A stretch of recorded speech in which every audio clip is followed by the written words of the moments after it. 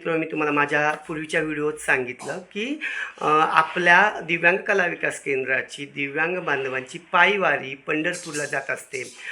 परंतु मध्ये मी निम्म्या रस्त्यावरच असताना आपल्या संस्थेतील एक विद्यार्थी जो की बौद्धिक अक्षम आहे, तो थोडा हायपर झाला आणि त्यामुळे मला पुन्हा संस्थेवर यावं लागलं. परंतु माझे स्वतःचे पांडुरंगाच्या वेशातील किंवा माझ्या दिव्यांग बांधवांचे वेगवेगळ्या वारकऱ्याच्या वेशातील व्हिडिओ पाहून अनेक लोक आपल्याला शुभेच्छा द्यायला येत आहेत किंवा आपल्या कार्याचा कौतुक करत आहेत. आज देखील आपल्याकडे आलेले आहेत देवाची आळंदी येथे असलेल्या जागृती अंध विद्यालयातील सगळे अगदी आमचे अतुलजी बामणकर सर, त्यांच्या सौभाग्यवती बामणकर ताई सोबतच आहेत, आपल्या संस्थेच्या अध्यक्षा डॉक्टर शशी गायकवाड. आणि ज्या पांडुरंगाची आपण अगदी आतुरतेने वाट पाहतो, म्हणजे पंढरपूरचा विठ्ठल पांडुरंग सगळ्यांना हवासा वाटतो. मूर्तीत त्या विठ्ठलाचं रूप तर आपण पाहतोच, परंतु मानवामध्ये विठ्ठलाचं रूप पाहणारे असे आमचे पांडुरंग साळुंके सर ते देखील इथे आलेले आहेत. आणि तुम्ही पाहताय हा सुंदरसा छानसा चेहरा, त्या म्हणजे आमच्या स्वातीताई अवचार मॅडम, ज्या स्वतः एक उत्कृष्ट गायिका आहेत, त्या संगीत विशारद आहेत. तर हे सगळे लोक आपल्याला दिव्यांग कला विकास केंद्राला शुभेच्छा देण्यासाठी आलेले आहेत. तर चला एक छानसा छोटासा अभंग आपण ऐकूया आपल्या स्वातीताईंच्या सुमधुर वाणीतून, मुखातून. रामकृष्ण हरी माऊली. तुम्हा सर्वांना वारीला जाणाऱ्या सर्व वारकऱ्यांना खूप खूप शुभेच्छा आणि छान प्रवास करा. त्यासाठी मी एक पंढरीचा म्हणजे विठ्ठलाचं एक गीत गाण्याचा प्रयत्न करते छोटासा.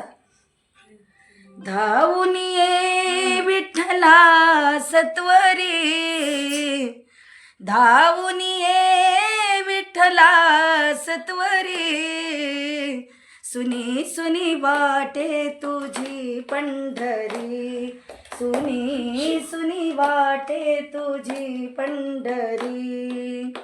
धावून ये विठ्ठला सत्वरी, धावून ये विठ्ठला सत्वरी, सुनी सुनी वाटे तुझी पंढरी, सुनी सुनी वाटे तुझी पंढरी.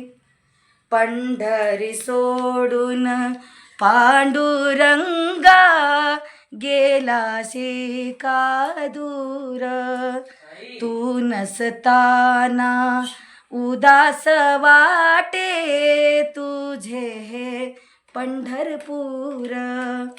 पाहिले आम्ही एकनाथा घरे, पाहिले आम्ही एकनाथा घरे, सुनी सुनी वाटे तुझी पंढरी, सुनी सुनी वाटे तुझी पंढरी. धावून ये विठ्ठला सत्वरे, धावून ये विठ्ठला सत्वरे, सुनी सुनी वाटे तुझी पंढरी, सुनी सुनी वाटे तुझी पंढरी, सुनी सुनी वाटे तुझी पंढरी. रामकृष्ण हरी, रामकृष्ण हरी. धन्यवाद माऊली.